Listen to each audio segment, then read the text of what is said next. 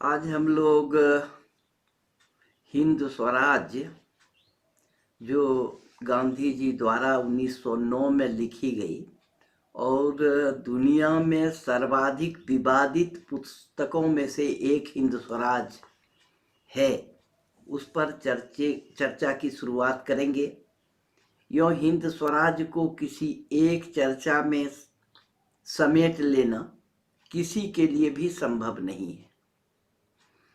हम लोग क्यों नहीं इसको बांट करके इस पर चिंतन करें, विचार करें, देखें हिंद स्वराज को कि हिंद स्वराज कैसे लिखी गई, हिंद स्वराज क्यों लिखी गई, उस समय हिंदुस्तान की परिस्थिति क्या थी, दुनिया की कैसी परिस्थिति थी, किन परिस्थितियों के वशीभूत होकर गांधी को हिंद स्वराज लिखना पड़ा।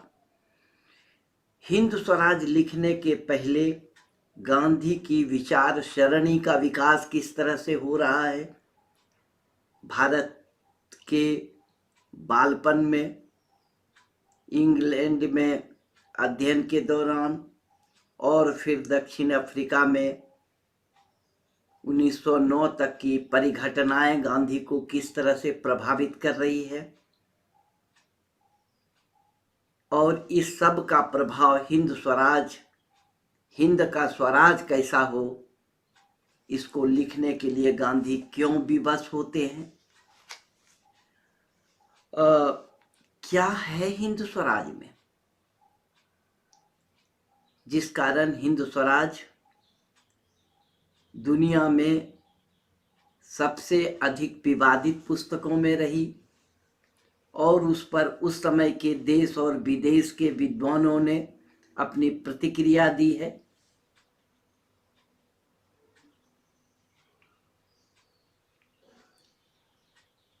उस प्रतिक्रिया पर उस समय के कई पत्रों ने उसको प्रकाशित भी किया है।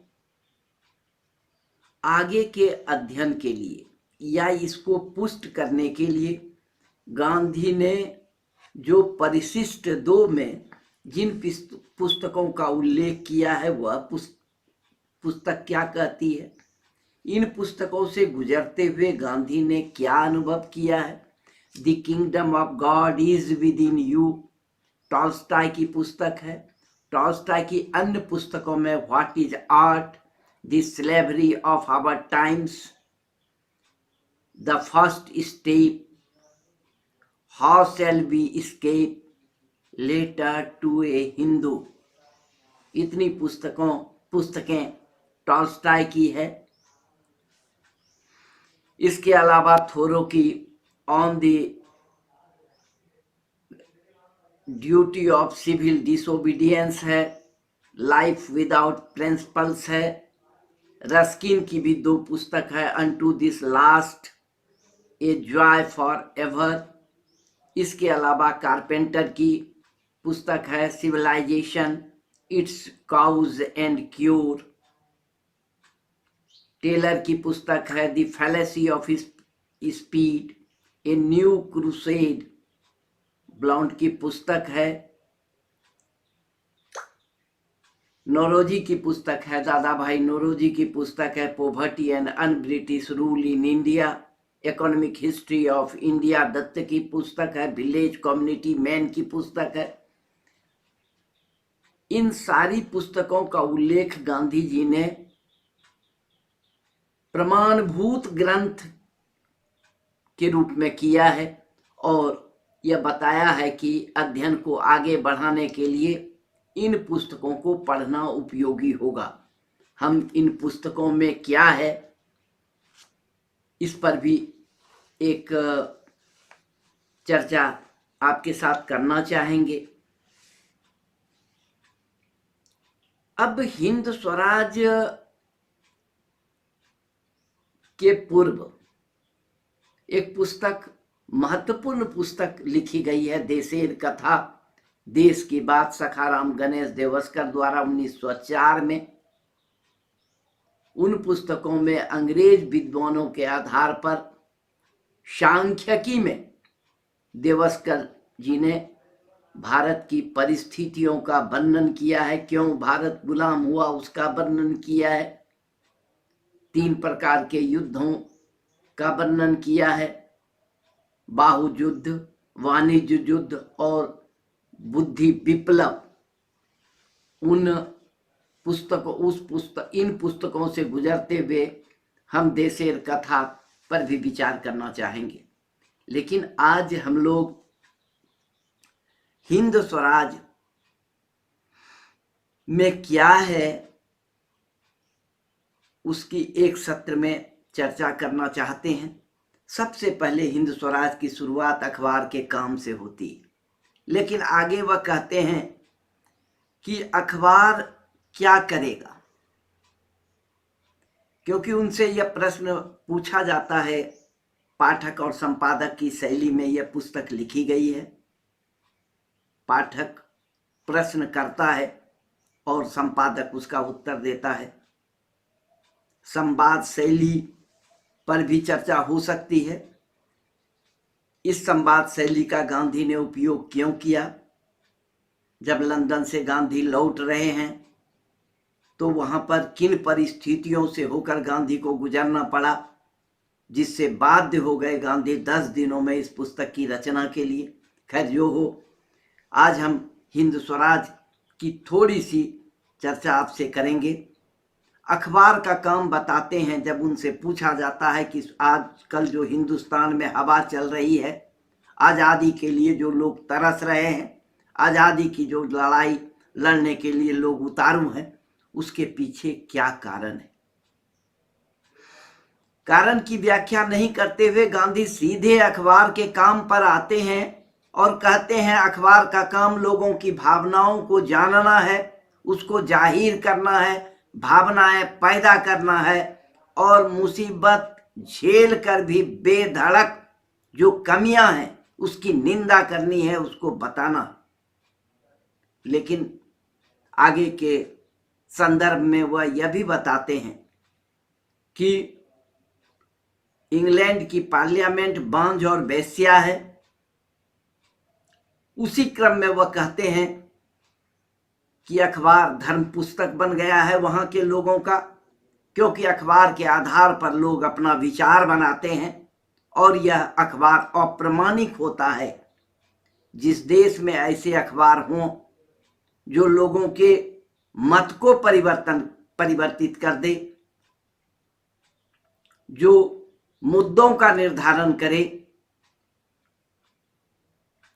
जो अखबार की लोकतंत्र को नियंत्रित करने लगे, लोगों को नियंत्रित करने लगे, ऐसे अखबार के आधार पर बनने वाले विचार के लोकतंत्र की क्या दशा होगी, इस पर गांधी संकेत में बताना चाह रहे हैं। फिर यह आता है कि स्वराज की भावना लोगों में कैसे पैदा हुई, तो गांधी सीधे शब्दों में कहते हैं कि नेशनल कांग्रेस ने पैदा की। जब से कांग्रेस स्थापित हुई, बनी, तभी से स्वराज की हवा, स्वराज की भावना, स्वतंत्रता की कामना, स्वतंत्रता प्राप्त करने की लोगों में उत्कंठा पैदा हुई। लेकिन पाठक यह मानने वाला कहां था है? पाठक तो कहता है कि यह अंग्रेजी राज निभाने का साधन है, हम तो अंग्रेज का नाम भी नहीं चाहते। और प्रोफेसर गोखले आदि का उदाहरण देते हुए वह कहता है, वह तो कहते हैं कि अंग्रेजों से हमें बहुत कुछ सीखना है, हमें कुछ नहीं चाहिए, अंग्रेज यहां से चले जाएं। गांधी जी उसका उत्तर देते हैं कि कांग्रेस ने हिंद को स्वराज का रस चखाया है। कहते हैं ह्यूम ने अगर फटकार नहीं लगाई होती, हमें सोए हुए से नहीं जगाया होता, हमें संगठित नहीं किया होता, विलियम बेंडर वर्न का भी उदाहरण देते हैं, जिन्होंने इस लक्ष्य को प्राप्त करने के लिए, लोगों को जगाने के लिए अपना तन मन धन सब कुछ न्योछावर कर दिया। उन्होंने लेख लिखे और यह बताने की कोशिश की कि भारत निर्धन क्यों हो रहा है, अंग्रेजी शासन किस तरह से भारत के लिए उपयुक्त नहीं है, भारत के लोगों का शोषण और भारत को खोखला, हिंदुस्तान को खोखला किस तरह से कर रही है। प्रोफेसर गोखले किस तरह से गरीबी में रह रहे हैं, जो चाहते तो शानो शौकत में रह सकते थे, लेकिन उन्होंने अपने को गरीबों के साथ तादात्म्य कर लिया है और रह करके भी भारत के आज़ादी की कामना कर रहे हैं। बदरुद्दीन, मरहूम जस्टिस बदरुद्दीन की बात करते हैं कि उन्होंने किस तरह से स्वराज का बीज बोया है। गांधी यानी संपादक पाठक के अधीरता को ठीक नहीं मानता है और कहता है कि उतावली में आम नहीं पकता है, दाल नहीं चुरती है। और यह अच्छी बात नहीं है कि जिन्होंने हिंद पर उपकार किया उनकी बात आपको अच्छी नहीं लगती, इसलिए स्वराज आपसे अभी दूर है। इस तरह की बेअदबी शर्म की बात है। उदाहरण देते हैं, हम जिस सीढ़ी से ऊपर चढ़े उसको लात मारना बुद्धिमानी नहीं है। बचपन से जब हम जवानी में आते हैं तो बचपन से घृणा नहीं करने लगते। जो शिक्षक मुझे पढ़ाते हैं, जिससे हमने शिक्षा पाई है, अगर मेरी जानकारी उनसे बढ़ जाए तो क्या मैं शिक्षक का सम्मान करना भूल जाऊंगा? हिंद के दादा के बारे में इसी तरह माना जाना चाहिए, क्योंकि हिंद के दादा ने जो उपकार किया है, जो स्वराज का रस चखाया है, जो स्वराज की दिशा दिखाई है, जो स्वतंत्रता की भूख पैदा की है, उसको भूला नहीं जा सकता है। आगे कहते हैं कि नौजवान माँ बाप के ठंडे दिमाग से उब जाते हैं। अगर हमारे साथ वह दौड़ ना सके तो गुस्सा करते हैं, माँ बाप का अनादर करते हैं। क्या यह ठीक है? साफ साफ उन्होंने कहा कि अगर हम स्वराज को भुगतना चाहते हैं, अगर हम स्वराज को लाना चाहते हैं, अगर प्रजा अपने बुजुर्गों का तिरस्कार करेगी तो स्वराज नहीं आ सकता है। यानी स्वराज हासिल तभी होगा जब हम बुजुर्गों का सम्मान करेंगे। अगर हमने एक दूसरे की इज्जत करने की जो हमारी आदत होनी चाहिए उसको खो देंगे तो हम निकम्मे बन जाएंगे।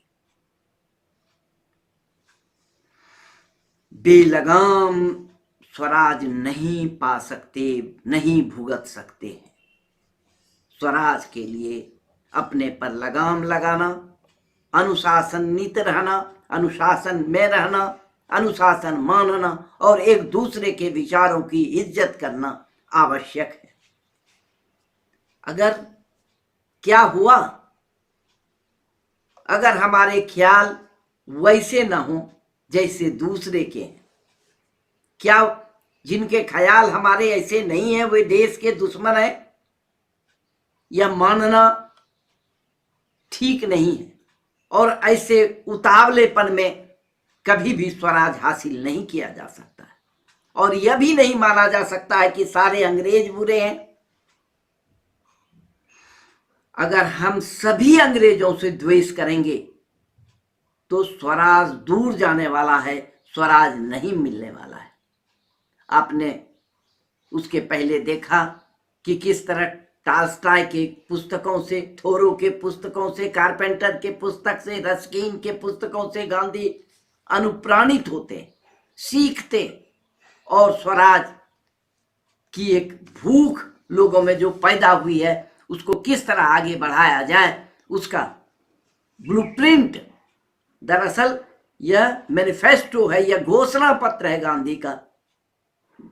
स्वराज किस तरह का होगा, हिंद का स्वराज किस तरह का होगा, हिंद में किस तरह से व्यवस्था चलेगी, इसका ब्लूप्रिंट गांधी प्रस्तुत करते हैं। दरअसल कांग्रेस ने हम एक राष्ट्र हैं यह जोश पैदा किया था। बीज दिखाई नहीं पड़ता है, जब वह मिट जाता है तभी पेड़ बनता है। बंग भंग की चर्चा होती है। बंग भंग ने जागृति पैदा की है, हुकूमत को उसने धक्का दिया है, और यह संभव नहीं है कि जो हिंदुस्तान जाग गया है वह फिर सो जाए। इसका यह अर्थ नहीं है कि बंग भंग ही बड़ी समस्या थी, समस्या इससे भी बड़ी बड़ी थी, लेकिन लोग उसके लिए तैयार थे। इसलिए धीरे धीरे लोग, प्रजा तैयार होती है। एक दिन में प्रजा नहीं बनती, बरसों प्रजा को बनने में लगता है, बरसों लगता है, दिन बीतते जाता है और प्रजा तैयार होती जाती है। एक संदर्भ अर्ज का भी देते हैं, एप्लीकेशन का जो मेमोरेंडम रखे जाते हैं उसके बारे में कहते हैं कि किस तरह से उसके पीछे ताकत होनी चाहिए। और बंग भंग के बाद लेख जो लिखे जाते थे वे कड़े होने लगे, खुल्लम खुल्ला लिखा जाने लगा, स्वदेशी आंदोलन भी चला। इसलिए गांधी कहते हैं अंग्रेजी जहाज में दरार पड़ी, लेकिन दूसरी ओर हमारे नेताओं में भी दो फांक हो गए, मॉडरेट और एक्सट्रीमिस्ट का।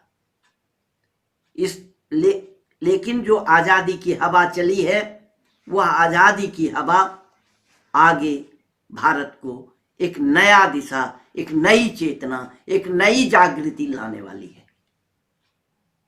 अशांति क्या है, ठीक है या नहीं है? बंग भंग से जो अशांति पैदा हुई है उस अशांति को हम किस तरह से लें? गांधी नींद से जगते हुए आदमी के द्वारा, मनुष्य के द्वारा जो अंगड़ाई ली जाती है उसी बेहोशी को कहते हैं। बेहोशी हमारी नहीं गई है।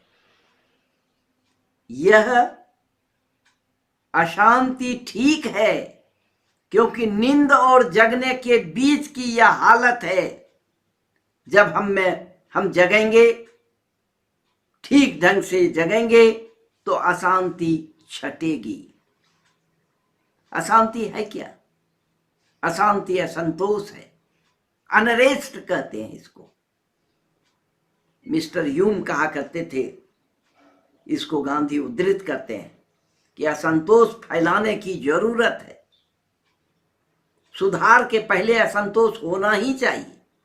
अगर हम किसी व्यवस्था से संतुष्ट हैं तो फिर उस व्यवस्था में बदलाव के लिए हम कुछ नहीं कर सकते।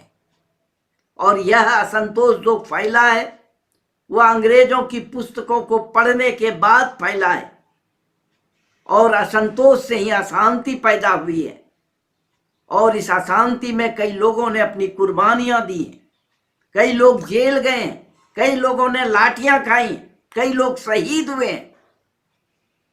इसका नतीजा अच्छा होने वाला है। यह कुर्बानियां बेकार जाने वाली नहीं है, लेकिन यह अच्छा ही होगा। यह निश्चय पूर्वक नहीं कहा जा सकता, इसके परिणाम बुरे भी हो सकते हैं। आखिर हम अंग्रेजों को निकालना क्यों चाहते हैं?